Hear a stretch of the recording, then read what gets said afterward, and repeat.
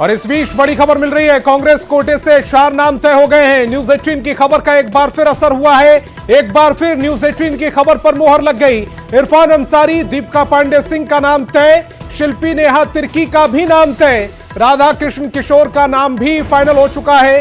इस वक्त की बड़ी खबर आपको बता रहे हैं, कांग्रेस कोटे से जो 4 नाम न्यूज 18 लगातार आप तक पहुंचा रहा था, उन पर आखिरकार मोहर लग गई। इरफान अंसारी, दीपिका पांडे सिंह का नाम तय है, शिल्पी नेहा तिर्की का भी नाम फाइनल हो चुका है, राधा कृष्ण किशोर का भी नाम फाइनल हो चुका है। तो रांची से इस वक्त की बड़ी खबर आप तक पहुंचा रहे हैं, कांग्रेस कोटे के 4 नाम तय हो चुके हैं। न्यूज 18 की खबर पर एक बार फिर मोहर लगी है। न्यूज 18 लगातार इस खबर को आप तक पहुंचा रहा था, बता रहा था कि कौन कौन से वो नाम है जो लगातार रेस में आगे चल रहे हैं। अब वो नाम आ चुके हैं, इरफान अंसारी, दीपिका पांडे सिंह, शिल्पी नेहा तिर्की और राधा कृष्ण किशोर।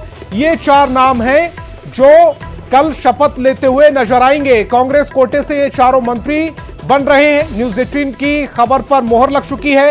इरफान अंसारी, दीपिका पांडे सिंह, ये नाम पहले से फाइनल माने जा रहे थे, सबसे आगे ये रेस में चल रहे थे, लेकिन शिल्पी नेहा तिर्की और राधा कृष्ण किशोर पर भी अब फाइनल हो चुका है। अविनाश हमारे संवाददाता ज्यादा जानकारी के साथ जुड़ रहे हैं। अविनाश, जो आप कह रहे थे, जो लगातार हम खबर दिखा रहे थे, वो सच साबित हुई? नहीं, हम लगातार ये कह रहे थे और न्यूज 18 ने पहले इन 4 नामों को सबसे पहले दर्शकों तक पहुंचाया था। हम पिछले 2 दिनों से इन 4 नामों की चर्चा कर रहे हैं और इसके पीछे का तर्क भी था।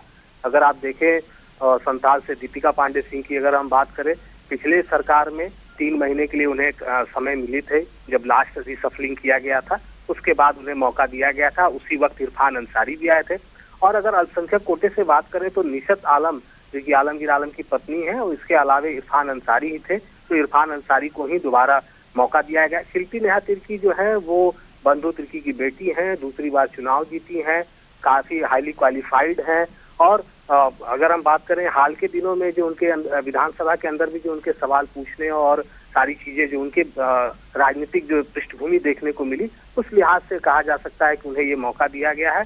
और राधा कृष्ण किशोर के बारे में सभी लोग जानते हैं कि बिहार के जमाने से 80 के दशक से वो चुनाव जीतते रहे हैं, तो उन्हें ये मौका इसलिए भी दिया गया कि पलामू प्रमंडल से राधा कृष्ण किशोर जो छतरपुर से चुनाव जीत कर आए हैं, उन्हें पलामू प्रमंडल से भी एडजस्ट करना था, क्योंकि पिछली बार आपको याद होगा कि मिथिलेश ठाकुर जो मंत्री थे गढ़वा से, इस बार वो नहीं है। तो अब हम कहें कि कांग्रेस ने वहां से एक मंत्री जरूर दे दिया है।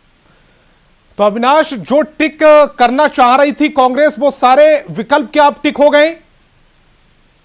देखिए, के तौर पर 2 चीजों को यहाँ समझने की जरूरत है। जो सबसे पुराने जो नेता, एसटी नेता के अगर आप देखें, रामेश्वर उरांव हमेशा से ही रहे, पिछली बार वित्त मंत्री भी थे, खाद्य आपूर्ति मंत्री भी थे, और ये कहा जा रहा था कि इस बार उन्हें मौका नहीं मिलेगा। और इसके पीछे के 2 तर्क थे। एक तो ये कि अब उनकी जो उम्र है 77 वर्ष के हैं, और अगर आप देखें 5 साल के बाद वो 82 ईयर्स के हो जाएंगे, तो ऐसे में पार्टी के लिए वो क्या कुछ आने वाले समय में 5 सालों के बाद क्या कुछ कर पाएंगे, या पार्टी उनसे क्या कुछ अर्जित कर पाएगी, ये एक बहुत बड़ा सवाल था। इसलिए ये कहा गया कि इस बार जो कांग्रेस कोटे से जो मंत्री बनेंगे वो सीएलपी नहीं होंगे, मतलब विधायक दल के नेता नहीं होंगे। तो अब नजरें इस बात पर टिकी होंगी कि विधायक दल का नेता कौन होता है। ठीक है, यहाँ अब ये देखना होगा कि विधायक दल का नेता किसे चुना जाता है। अविनाश, आप हमारे साथ जुड़े, आपका बहुत बहुत शुक्रिया।